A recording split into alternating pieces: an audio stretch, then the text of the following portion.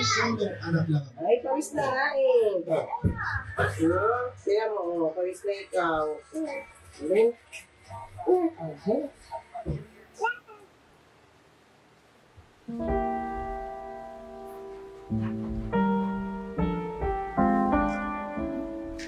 Ako nga pala si Jenny Lynn Puto, 39 years old, nakatira sa Santa Ana, Manila.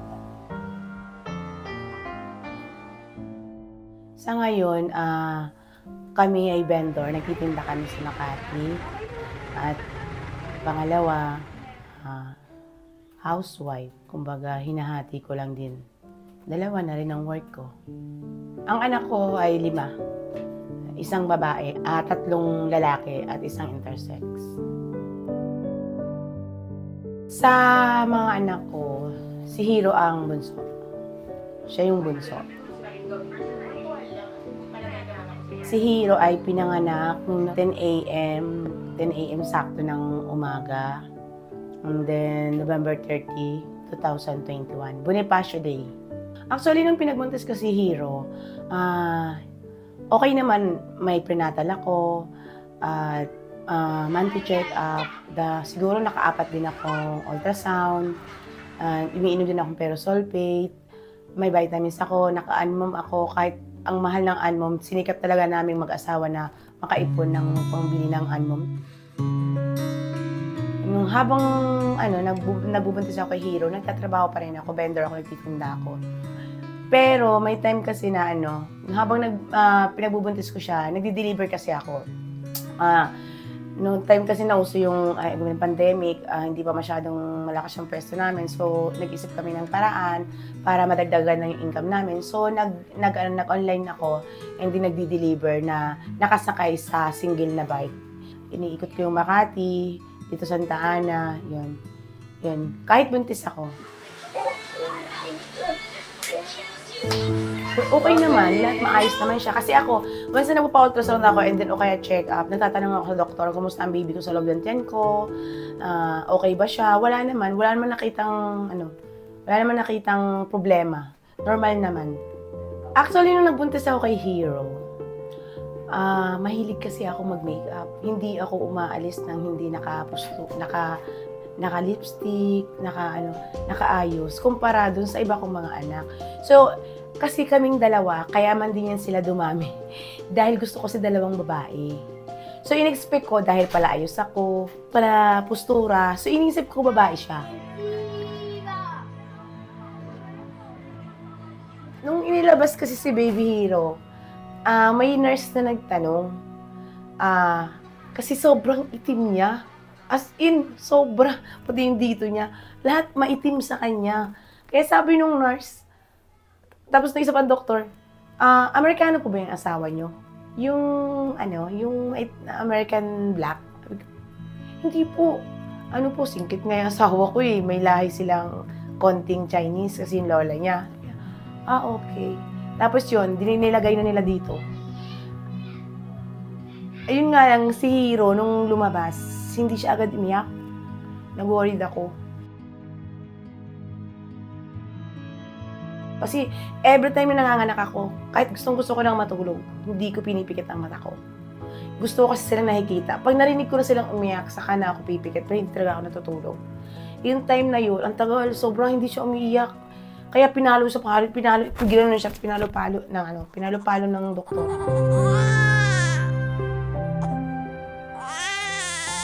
Never kong inisip na may problem sa kanya. Actually, kahit sa newborn screening, ang pagkakasabi kasi sa amin, siguro 1 week na kaming nakalabas bago kami tinawagan ng nurse sa hospital ng Maynila, na si Hiro ko namin is diagnosed CAH. Hindi ko talaga maintindihan ko ano yun. And then, congenital adrenal hyperplasia. And then, time kasi na yun, si Hiro kasi iba na. From mataba, pumapayat siya, hindi na siya dumidedeen mo, ang tulog na lang siya. And then, iba na yung kulay ng balik niya. So, with congenital adrenal hyperplasia, ang nangyayari kasi, yung enzymes or yung mga important na components which are responsible for making cortisol are not present or kulang. Okay? So, ang nangyayari, Yung from cholesterol, which is siya yung parang pinakasangkap or ingredient for the adrenal hormones, what happens is napupunta siya towards making adrenal androgens or the androstenedione and DHEAS.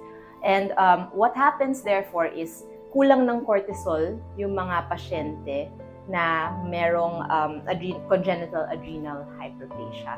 Napupunta sila sa paggawa ng adrenal androgens, which are similar to testosterone or yung male hormone. So the difference is, in classic congenital adrenal hyperplasia, wala nung enzyme.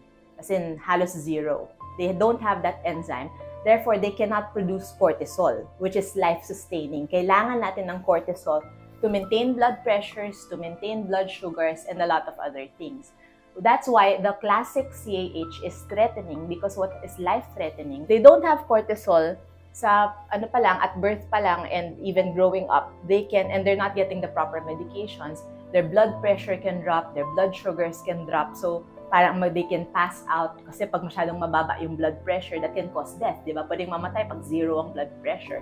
Hindi kasi enough yung blood going around if the blood pressure is low. Pero nung time na ano ako sa media conference, yung dun nga sa B Hotel, dun sa Quezon City, in-explain ni Kuya Jeff na kay Nelson na intersex din ang anak niya kahit hindi ambiguous. Si Kuya Jeff ang nag-explain na hindi lang ambiguous ang maituturing na intersex. This is a big group of medical disorders. Pag sabing intersex, hindi ko sabihin, alam ko ang problema dyan kasi hindi ko alam. Because the thing is, ang dami niyang diagnosis involved. It's a heterogeneous group ang tawag namin doon na iba-iba talaga siyang diagnosis. Nilump lang together kasi nga, mahirap i-differentiate kung babae o lalaki. So, yun yung intersex. Every time naman nabubuntis ako, inaalagaan ko ang sarili ko. Kasi alam ko, once nagkasakit ako, baka magkaroon ng diferensya yung anak ko, magkaroon ng So, hindi ko maintindihan that time, nang tinawag sa amin ng nurse yung kalagayan ng anak ko. Hysterical na ako. Hindi ako makausap. Para akong mababaliw na ewan. Kasi, iba yung iba yung pagkasabi talaga Kailangan agad i-admit, mga ganun. Tapos ang binanggit pa sa aming mga hospital is private. At that time, katatapos lang ng gastos namin, kalalabas lang namin, halos ng ilang linggo pa lang, so 1 week sobra pa lang. So yun, ang nangyari, yung asawa ko, parang hindi na rin siya makapagsalita, pero parang naging pinilit niya na, nagtanong siya, ano po bang sakit to? Nakamamatay ba to? Kapag hindi namin siya na-admit sa private hospital na sinasabi niyo, sinabi sa amin, oo, kapag hindi na ang tatay.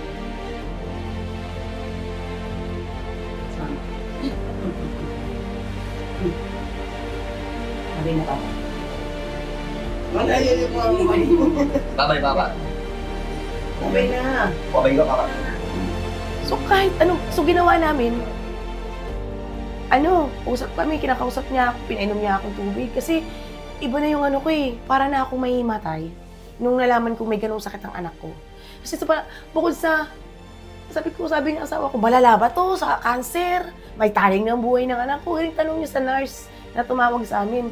Kaya sabi ko, bakit? Ba't siya may sakit? Anong naging pagkukulang ko sa pagbubuntis ko? Hindi naman ako napabaya sa sarili ko. Since lack of awareness, so they don't know kung ano ba talaga yung case niya unless lumaki at magkaroon ng series of laboratories. So dahil doon, siguro dahil hindi pa nila alam, parang feeling nila it's not so, parang wala nang normal na living. Kumbaga, di na siya magiging normal, di na makapag-aral and so on. Pero kapag na-meet nila yung other people who are intersex individuals, malalaman nila na they can go on with their lives. Yun nga lang, syempre kung hindi talaga mag-e-effort na maghanap ng mga same cases, parang feeling nila, trap na sila. So, psychologically, emotionally, parang there's no other way but yun na lang, mag-stuck na lang sila sa ganung idea. Tapos, kinabukasan, pinapahanap kami ng pedyo-endo. Kailangan namin siyang ipa-confirmatory test. Yung confirmatory test na yun, it's a kind of laboratory na kukunan siya ng dugo para ma-confirm na yun talaga ang diagnose niya na si AIDS. Nakunan na siya ng dugo, siguro puno, ganun, sa tube. Pinadala ni doktora sa asawa ko dun sa Manila Indoctrine. Hintayin na daw ang result kasi makukuha naman agad ang result doon. So, confirm. Nung nakuha niya na yung result, confirm na meron talagang CAS si Hiro that time. So, uwi kami sa bahay, and then nung chat ko si doktora, iba na talaga si Hiro. Parang ayaw niya na huminga. Hindi siya gumigising. Kaya tinuruan ako ni doktora na, itong buto na to, idiin ko sa dibdib niya para gumising siya. Ayaw niya na gumising. As in. Tapos sobrang itim ng labi niya. So, iyak na ako ng iyak. Kaya sabi ko, Hiro, idahal ko siya ng Hiro, anak, love ka ni mama, love ka ni papa. Ginaganon ko. Ayaw na talaga niya gumising. Tapos binangon ko siya, nakaganon. Kasi hindi niya siya dumidede. Ginawa ko, nagpampa ko. Naglagay ako sa baso. Ginawa ko sa dropper. Pag pinipigay ako sa bunganga niya, wala, bumabalik na. Tapos parang, iba na ang itsura niya. Iyak ko ng iyak. Sabi ko sa asawa ko, hindi. Ginawa namin. Na kami, diretso na kang PGX. Alam mo ang masakit. Dahil pang interview. Sabi ko, kailangan ba 50-50 na yung bata bago agad swerawan? Or, yan, kasi kailangan pang, ano pangalan, ganito, ilan ba yung sumuka, gaano kadami, ang dami, anong sukat. Ikaw ba? Sa isip ko talaga, kailangan, kung alam ko pong kailangan yung sukatin yung suka, kailangan sukatin yung tayo, ginawa ko na. Kailangan sukat-sukatin pa. Daming interview. Doon ako na daming interview. Yung anak ko, iba na yung tsura. Is the Philippines prepared to handle intersex persons everywhere in this country? I would say no. Kasi nga, marami dun sa diagnostic tests natin are not available in many cases, especially in the geographically isolated areas. If you go outside of Metro Manila, diba, someone in, for example, Cotabato will not have access to certain diagnostic tests and maybe not even to certain specialists like an endocrinologist. Daming nakakabit, may kinabit sa puso niya, monitoring ng heart niya kasi abnormal na yung tibok ng puso niya. Siguro, na-survive namin yung isang gabi. Pero nung pangalawang araw na parang oras-oras yung kinukuha ng dugo. Doon na hindi kinaya.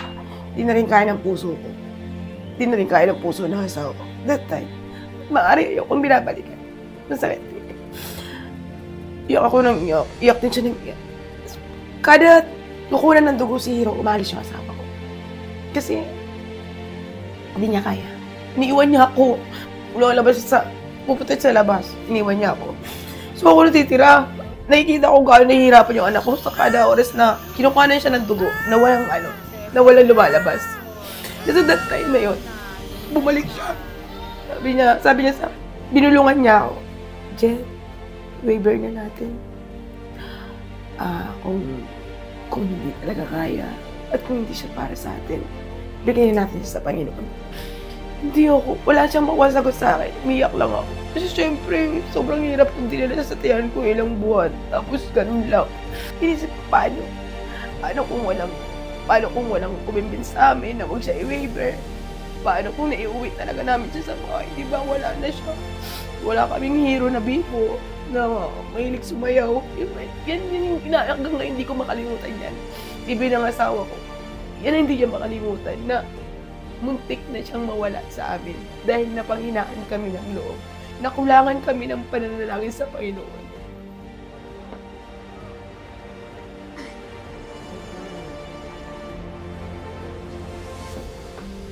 Yung gamot ng anak ko, nabibili siya sa apotika. Sa pagkakaalam ko, sa kanila lang pwedeng bilhin yung gamot. Made to order. Kung kailan ka mag-order, sa kanila gagawin. Compounding kasi siya, kino-compound. So, sa buong Pilipinas, isa lang talaga ang napagbibilihan ng gamot ng mga na mayroong CAS.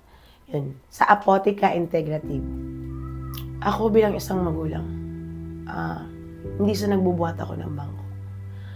Responsable akong ina. Kasi lahat ginagawa ko para sa anak ko. Hindi ako mabisyo, hindi ako gala ng gala. Priority ko yung anak ko.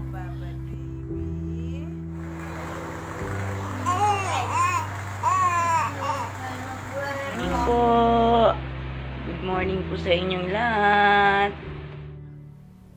Pero may time talagang nangihina na rin. Tao lang kasi ako. Hindi naman ako kumbaga, nalulobat din kumbaga. Pero sa kabila nun, ayaw na ayaw ko nagpapakita ng kahinaan sa mga anak ko. Kapag lumaki na siya, hindi pa rin tayo ang kukontrol sa buhay niya. Hindi tayo ang magdidesisyon sa kung ano ang gusto niya sa buhay niya, kung ano gusto niya sa paglaki niya. Siya pa rin. Kasi yung kilos talaga ni Hiro kasi ngayon, alam ko na. Kasi mahilig siya make-up, sayaw-sayaw. So, kapag nag-uusap kayo mag-asawa, saya nga kami. Sabi ko, kahit di naman naging babae talaga, sabi ko sa kanya, sabi ko sa asawa ko, okay lang. Kasi kung saan naman masaya yung anak ko, doon ako. Doon naman ng mga magulang niya. Hindi mo kailangan maghihad lang sa kasayahan ng anak mo. Hindi ka din kailangan diktador. Kailangan kung saan siya masaya, suportahan mo siya.